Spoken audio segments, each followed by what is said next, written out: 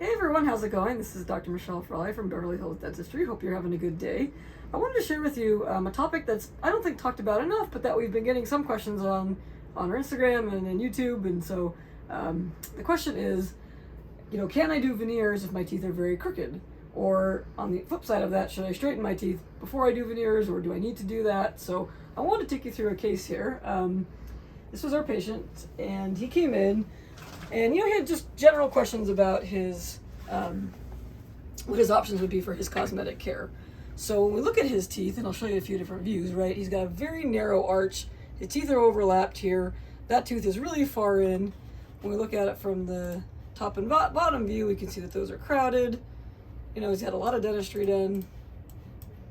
We see from here, that is a very, very narrow arch and very crowded teeth here. Now, when people want cosmetic dentistry, they typically want a broader smile, right? So these teeth to come more like this. You can see that with the mouse, come kind of more like that, and really kind of fill out the sides. So if we were going to do veneers on this gentleman, we would be cutting down a significant amount of tooth structure, especially in this area where these teeth here are rotated outwards. We could build these out, but really they're, in his smile, you're going to want the teeth to be out here, and you can't add that much veneer to those teeth. So, in this particular person's case, doing veneers on him in this situation would be extremely difficult. Could it be done? Possibly. It would be a very compromised outcome. As a side note, this is another topic, but this gentleman has a very narrow, vaulted, V-shaped palate, and narrow arches like this lead to a very suspicious, we're very suspicious that he probably has sleep apnea. And we'll talk a little bit more about that in another video. So let's go back to what we can see with the simulation. We put this through our digital simulator, and you can see that if we moved his teeth into position rather than put veneers on them, this is the kind of outcome that we would get. Now look how nice the actual shape of his teeth are. You don't really get that when you look here because they're just so crowded. But if you can move them into place, like the simulation is showing, look how nice those teeth look. We look at the bottoms there as well. So it's an interesting topic because for some people, cosmetic dentistry is really only doing veneers, right? And if we, take a case like this, he actually has very nice teeth. They're just not in a good position. So once you put the teeth into a nice position, you look at the teeth, and maybe you can do some little touch-up edges on the do some bondings on the edges if they're a little worn or the shape of it's not quite right. And that's considered cosmetic dentistry as well.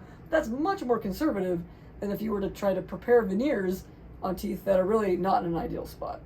Now to show you a model of that, this is a patient, one of ours actually that we had that had crowns previously, and we cut those crowns off and redid the crowns. So, you can imagine that those teeth were full-shaped teeth, and fortunately not us, but somebody cut those teeth really far down, and it could have been the position that they were in. There could have been some other reasons.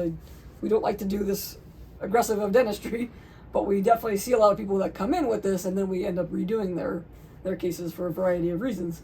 But this is what it would look like to some extent, that we would have to cut these teeth right here to be able to get them into an alignment that would really work. Now you take this person right here, say we move the teeth into that spot, and if we go back and look at what his teeth look like, they're not the nicest color per se. They could be brighter. So if he had said, oh, awesome, we move the teeth like this, and now I want them to be whiter, now we would put veneers on that person's teeth potentially, and they would look something more like this. Now you can see that these still pretty much look like teeth, right? If we look very carefully, we can see what we call a finish line. So that's just a little edge that we put on the teeth so that the veneer can seat on the tooth and have some thickness to it to cover over and block out the color, underneath color of the tooth. So the brighter you want your veneers and the darker your teeth are, the thicker porcelain that you need. So you would go a little bit more into the tooth, or you'd come a little bit more out from the tooth with the porcelain. But those still look like teeth as compared to these that unfortunately no longer look like teeth. And when you do teeth like this, there's a lot more potential problems down the road of getting a recurrent cavity, because you've actually got more margins of them being below the gum, so it's harder to maintain. These margins are just at the gum line, so it's easier to keep clean. And then, just if I were to say to you, okay, which of these two do you want for your mouth? Intuitively, everyone's going to go for this, because you can tell that this still looks like teeth and this doesn't. So there are times in dentistry where we need to do this, they are becoming fewer and fewer and farther between because of the good technology that we're developing, because of the conservative approaches we're having, because we can move teeth into position rather than cut them all down to put them there.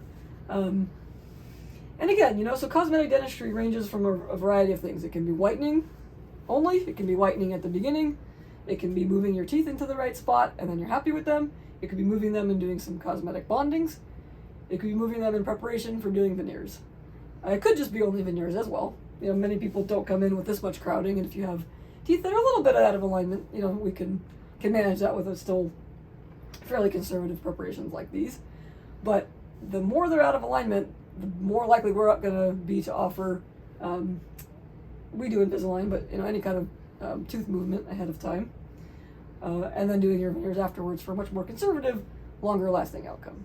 So if you have any questions, please feel free to reach out to us. We'd be more than happy to chat with you on Instagram, YouTube. You can give us a call. You can message us from our website, BeverlyHillsDentistry.com. We hope to hear from you.